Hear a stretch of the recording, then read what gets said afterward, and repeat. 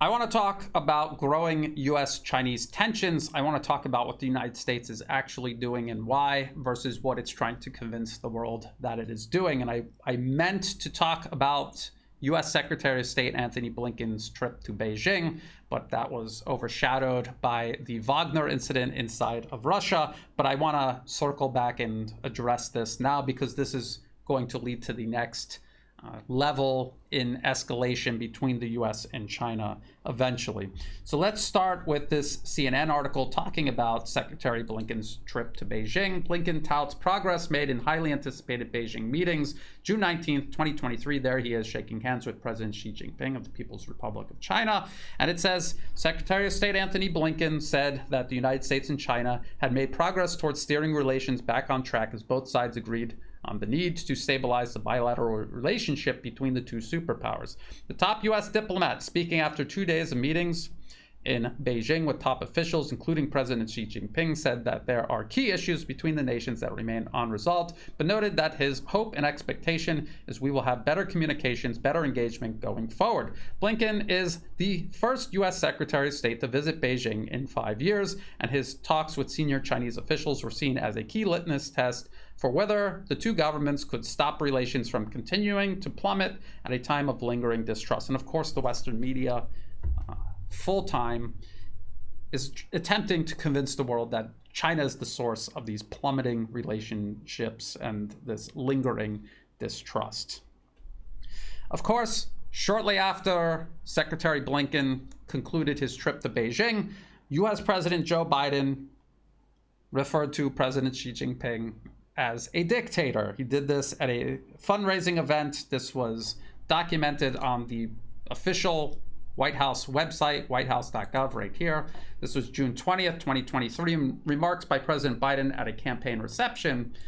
And actually, he said quite a bit about US-Chinese relations, and he was talking about essentially how the US is working to encircle and contain China.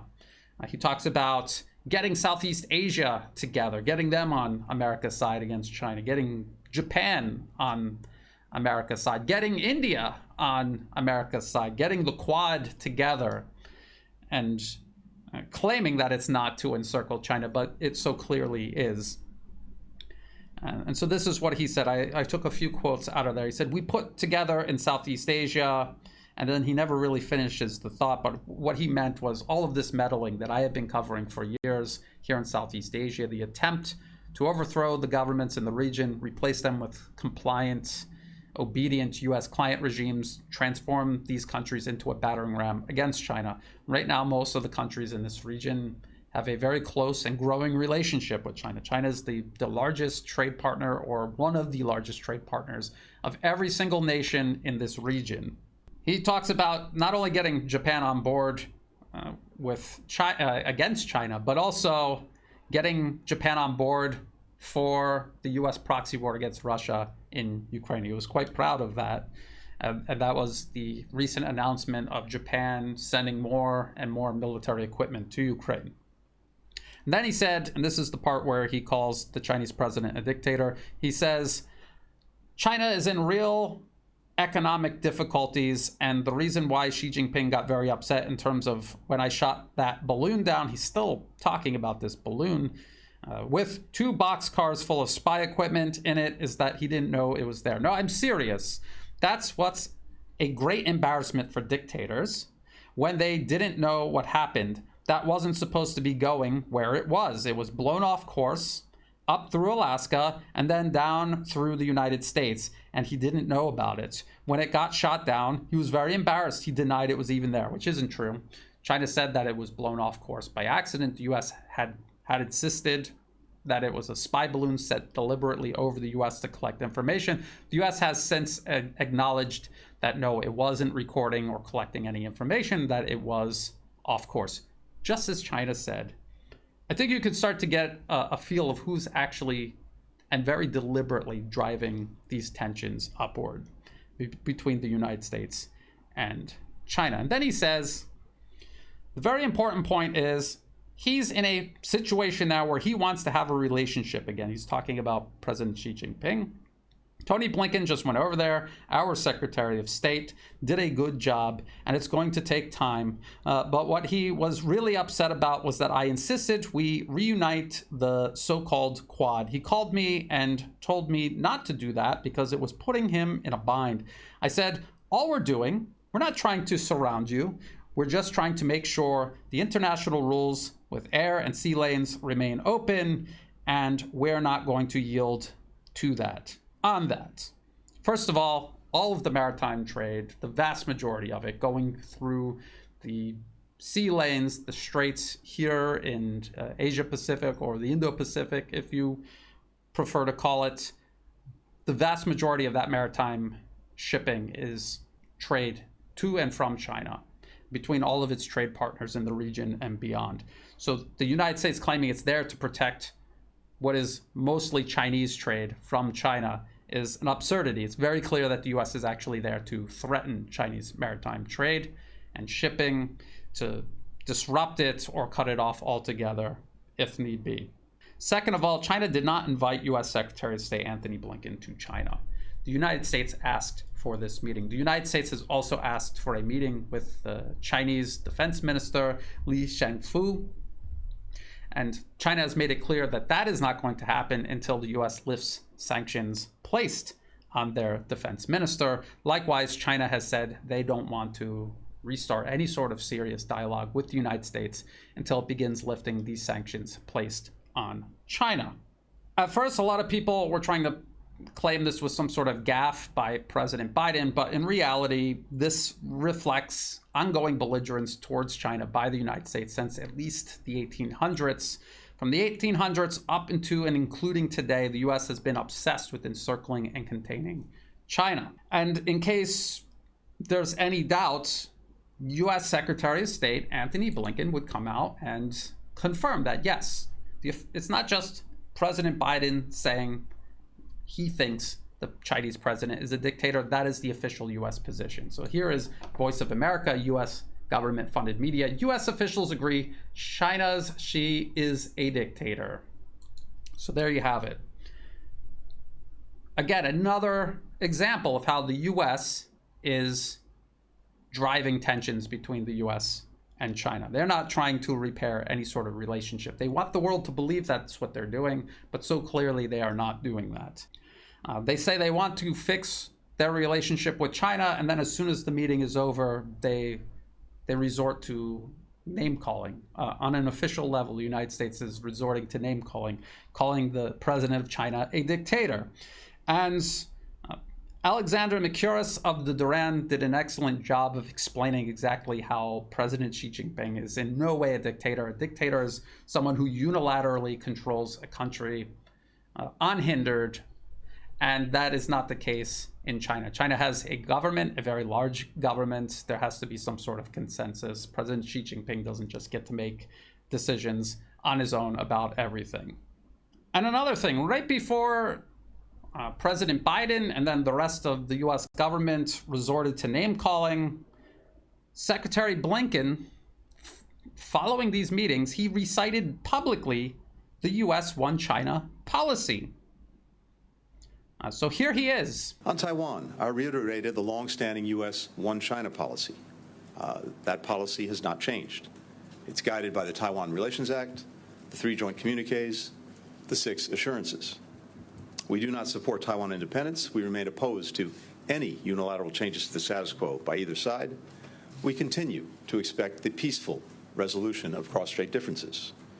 We remain committed to meeting our responsibilities under the Taiwan Relations Act, including making sure that Taiwan has the ability to defend itself. You hear him mention joint communiques, and in these joint communiques, which he doesn't elaborate on, it spells out explicitly what the One China policy means to the United States. So here is one, 1972 joint communique between the United States and China. The US side declared, the United States acknowledges that all Chinese on either side of the Taiwan Strait maintain there is but one China and that Taiwan is a part of China. The United States government does not challenge that position. It reaffirms its interest in a peaceful settlement of the Taiwan question by the Chinese themselves. That's what it says in these communiques that Secretary Blinken referenced. But Secretary Blinken and also the US State Department's official website also mentioned the Taiwan Relations Act. And as a matter of fact, the joint communiques, the 6 assurances, this was all done in cooperation with China. These were agreements the United States made with China. The Taiwan Relations Act was unilaterally passed by the United States without any input at all from China. Well, you cannot, through your one China policy, recognize China's sovereignty over Taiwan and then ship weapons to Taiwan without Beijing's approval. That is a blatant violation of China's sovereignty. And that's not just a violation of US agreements with Beijing. That is in violation of international law. That is in violation of the UN Charter and its protection of national sovereignty and territorial integrity, and its guarantee against foreign interference. The United States is heavily involved in Taiwan, and this is what's at the crux of US-Chinese tensions. And we can see how the United States is openly playing a double game. They claim they want to repair relations with China, and then after they do that, they call the president names, essentially. They talk about upholding their one China policy, recognizing China's sovereignty over Taiwan while completely undermining Chinese sovereignty over Taiwan. And even as Secretary Blinken was reciting the US stance regarding Taiwan's status, the United States is sending weapons to Taiwan, stationing US troops on Taiwan, and sending US representatives to actually travel to Taiwan, all without Beijing's approval. So again, we come back to the question, why is the United States pretending it wants to fix relations with China while at the very same time clearly sabotaging them? And sabotaging them in a way where the general public really isn't going to see it, understand it, or really care. They're only going to think, well, the United States is trying to repair its relations with China, but China is being unreasonable. Where does this come from? This actually fits a wide pattern the United States has used in terms of diplomacy for many decades. And we've seen many examples of this. Do we remember when US Secretary of State Hillary Clinton in 2009 handed Russian Foreign Minister Sergei Lavrov a physical reset button? It was a prop that she handed to Foreign Minister Sergei Lavrov, saying that she wanted to reset all US-Russian relations and restart the relationship. And it was supposed to be a beautiful new beginning. Today, in anticipation of this important meeting and our time here together, I wanted to present you with a little gift which represents what President Obama and Vice President Biden and I have been saying. And that is, we want to reset our relationship. And let's do it together. So we will do it together, okay? And as she was handing that button to the Foreign Minister of Russia, at that very time, her, the rest of the State Department, other US agencies and departments were all working on the US-engineered so-called Arab Spring, which was meant to clear out North America and the Middle East of all previously Soviet allies and now Russian Federation allies, which includes Libya and also Syria. At the very same time she was handing that button over to Foreign Minister Sergei Lavrov, the United States was working on a plan to overthrow the Ukrainian government and to continue expanding NATO eastward up to Russia's border. So clearly the United States wasn't interested at all in resetting its relationship with Russia.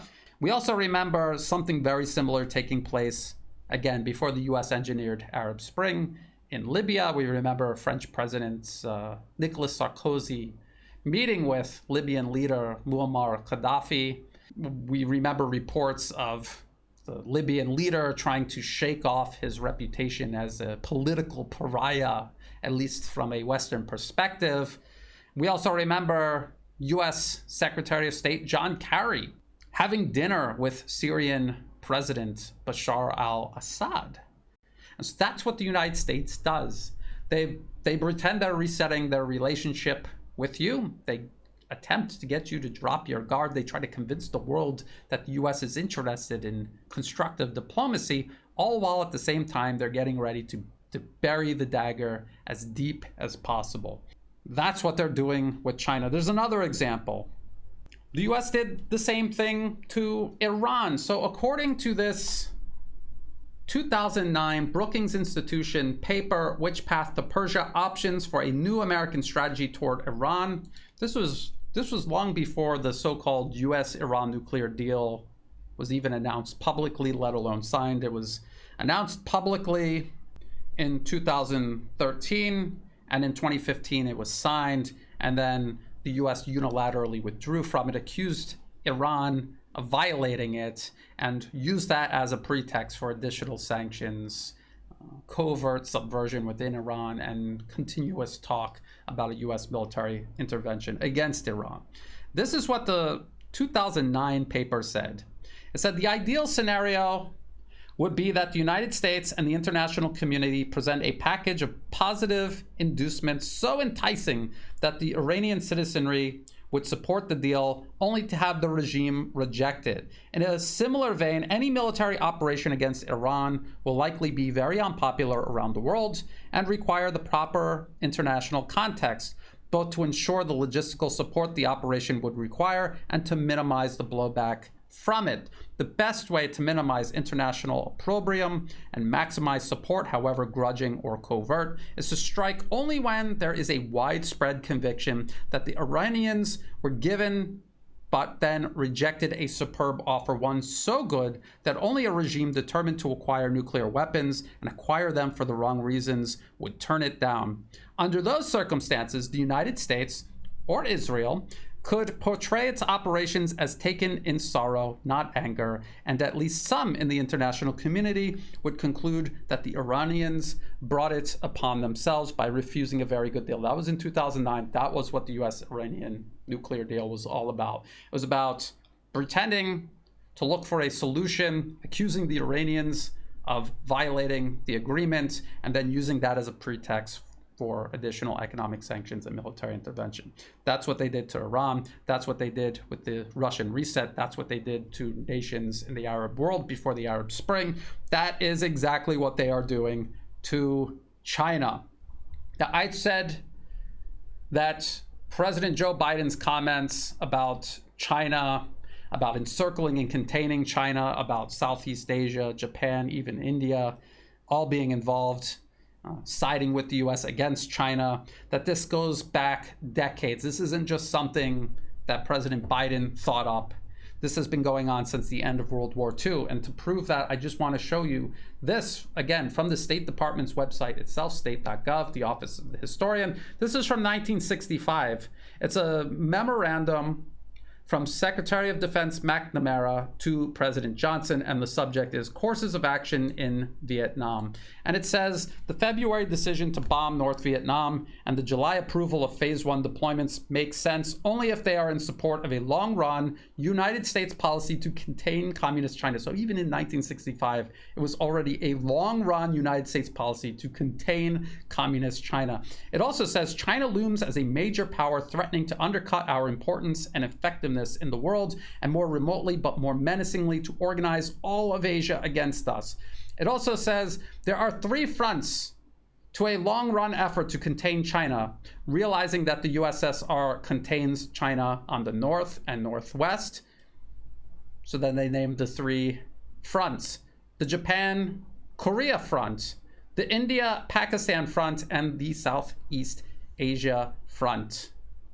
So again, we remember US President Joe Biden just this month talking about getting Southeast Asia together, getting Japan over on America's side, getting India over on America's side. If you take these parts out about the Vietnam War and the Soviet Union, this memo sounds like it could have been written yesterday, because that is the US foreign policy regarding China. That's what it has always been. That's what it is now. That's what it will be. Any attempt by the United States to appear to be trying to repair its relationship with China is being done solely to convince the world that it is determined to pursue diplomacy, and a belligerent China refuses. And then they can pretend to reluctantly resort to economic sanctions and military intervention when actually they have no intention of repairing their relationship with China, and they are attempting to provoke a conflict with China sooner rather than later. And I want to end this by showing you these two papers that came out just in June this year. They're funded by the US government. They're funded by prominent Western corporations and financial institutions. One is from the Council on Foreign Relations. The other is from the Atlantic Council. And this is actually how US foreign policy is developed. It comes from these corporate financier-funded think tanks. They reach a consensus. They write these policy papers. Then they get lawyers to transform these policy papers into bills. They send them to Washington with lobbyists to get them rubber stamped, often with people in Congress never even reading them. And then they work with their media partners to sell this to the public. That is how foreign policy is actually developed in the United States, which is why it continues uninterrupted regardless of who is in the White House and regardless of who is in Congress. Now, the Council on Foreign Relations paper right here, U.S.-Taiwan relations in a new era, responding to a more assertive China. And there's the whole document you can download, and then they have the executive summary here, and the links to all of this will be in the video description, as well as the one for the Atlantic Council. It says, a conflict between the United States and the People's Republic of China over Taiwan is becoming increasingly imaginable, a result of China's growing military capabilities and assertiveness, the emergence and coalescence of a separate Taiwanese identity, and evolving U.S. calculations about its interests at stake in the Taiwan Strait. And I want to point out again that they're talking about an emerging Taiwan identity. This is the result of the U.S. funneling millions and millions of dollars into Taiwan's local politics and shaping the minds and perception of the people living there. Back in reality, the economy of Taiwan depends entirely on the rest of China. And I've showed this many times before, and I will continue showing you this. This is exports from the island province of Taiwan. Almost half go to the rest of China, between China and Hong Kong, and throughout the rest of Asia, with the United States and Europe being a very small percentage. And for imports, the rest of China, again, serves as the source for the largest amount of imports to the island province of Taiwan. And a lot of these imports include essential inputs for Taiwan's semiconductor industry and its electronic component industry, the two largest, most important industries in Taiwan. So the US is funneling money into Taiwan to convince people there that they want to separate from the rest of China, when in reality that would be the implosion of their economy. So clearly this idea they're putting into their heads does not serve their best interests. It serves Washington's best interests at the cost of the people living on Taiwan, just like the US has been doing and is right now doing to Ukraine regarding its proxy war with Russia. The paper continues. It says, if China were to station its military on the island, the United States would find it far more difficult to project power, defend its treaty allies, and operate in international waters in the Western Pacific. Again, this is where the vast majority of Chinese maritime trade takes place, in this region, in these international waters in the Western Pacific. That is Chinese trade going from China to its trade partners and from its trade partners back. It doesn't need to be defended by the United States against China because China has no plans on disrupting its own maritime trade. The US is using that as a pretext so that it is in a position to actually disrupt Chinese maritime trade to and from China. The paper continues, US influence would wane because its allies would question US commitment to their defense and either accommodate China or pursue strategic autonomy. So the paper is admitting that US allies lack strategic autonomy because the United States has subordinated them to their strategies, their foreign policy objectives, even when, and especially when, they suit the United States at the cost of America's treaty allies. And what they're actually saying is that US hegemony would wane. And that is actually a good thing. It's a good thing for America's allies. It's a good thing for the American people. They're watching their tax dollars go overseas to build empire while their nation, their own nation, rots out from under them. That would be a good thing if US hegemony in Asia waned.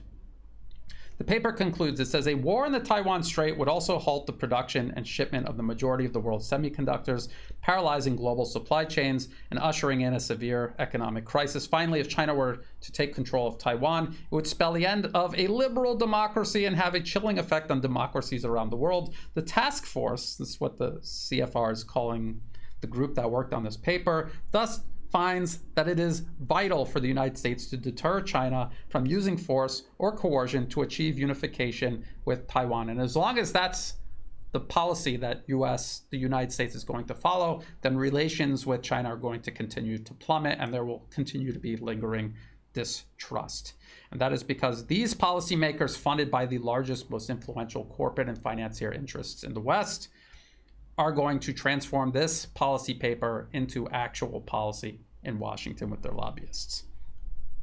When the CFR talks about democracies around the world, they're talking about this network of political control the US maintains over all of these nations with so-called Western-style democracies. The US uses its National Endowment for Democracy to reach into these countries and into their political space, also their information space, just as they are doing with Taiwan, and they're shaping the minds of the population. They shape and influence the elections to get the outcomes that they want, that serve US interests, even if it's at the cost, and it usually is at the cost, of the targeted nations. They have used this system of control to convince all of Europe to destroy their economic ties with Russia, to cut off cheap hydrocarbons from Russia that their economies depended on, and to feed their collective military power into this proxy war in Ukraine. And they're going to convince nations here in Asia to do likewise against China. And when I keep talking about the interests driving foreign policy, you can go to the Council on Foreign Relations official website, their corporate members, and you can see who's funding them.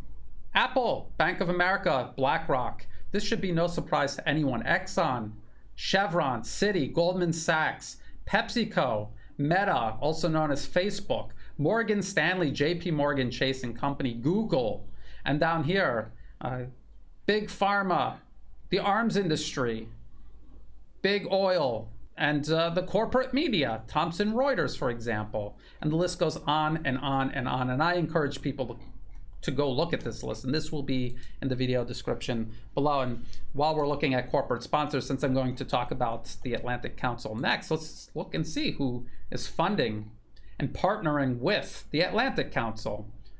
So you have governments, Western-friendly governments, and all of the same corporate financier interests funding the CFR, and all of the familiar Western corporate media brands that then take these policies and try to convince the public that it's in their best interests, when so clearly it isn't.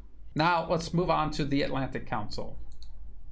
This is their paper, also released June 2023, Sanctioning China in a Taiwan Crisis, Scenarios and Risks. Sanctioning China in a Taiwan Crisis. We see the United States desperately trying to provoke a Taiwan crisis.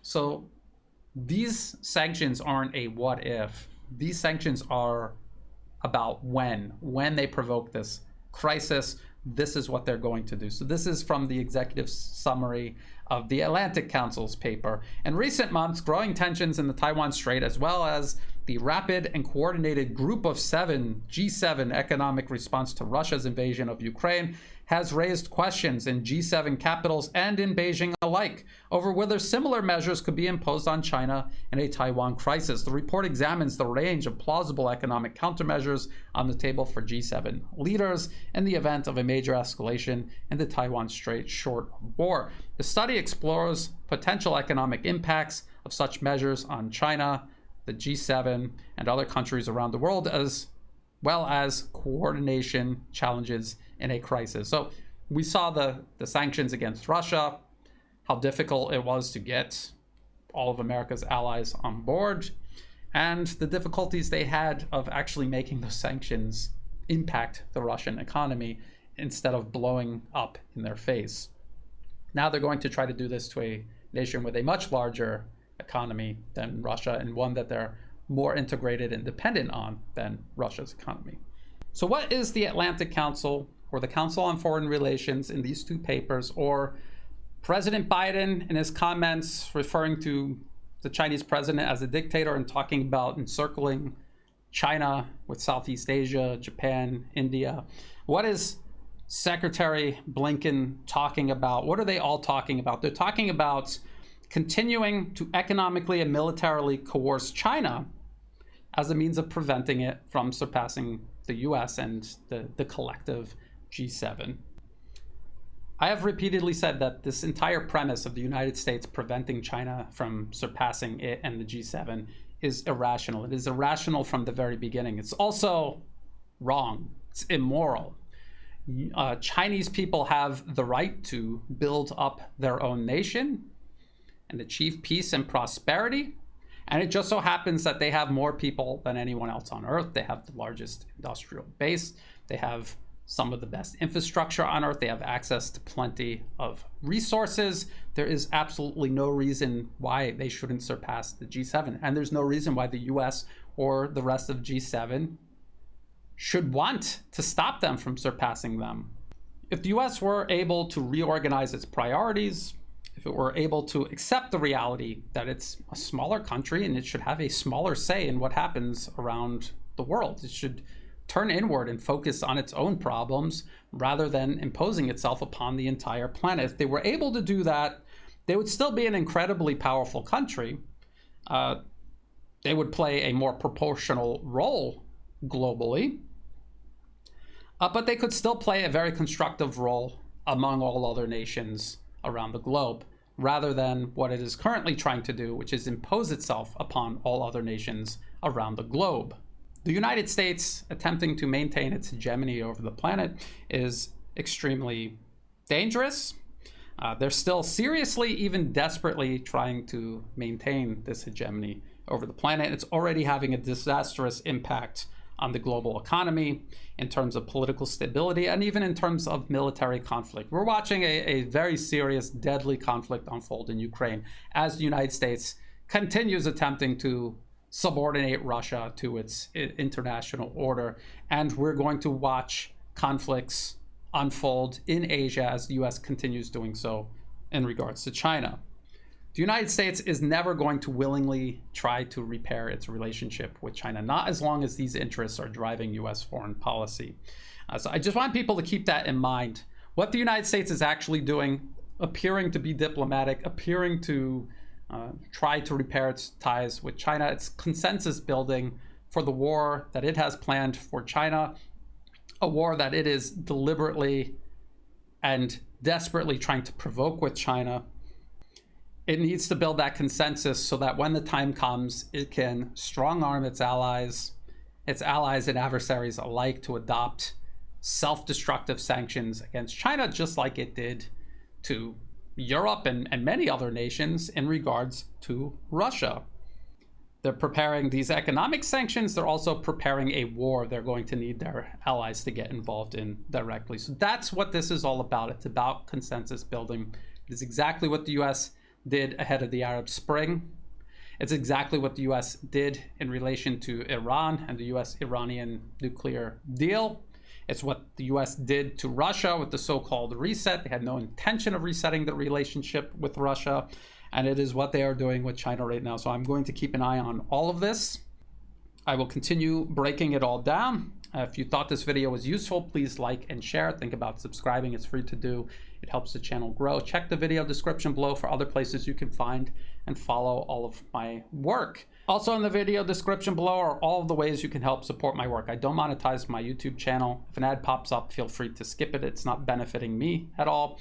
If you do want to support my work, please do so through Buy Me a Coffee and also Patreon. To everyone who has been helping out, thank you so much. Whether it's a one-time donation, donations month to month, or even if you're just sharing my work with others, this is what makes this work possible. So thank you, and as always, thank you for watching.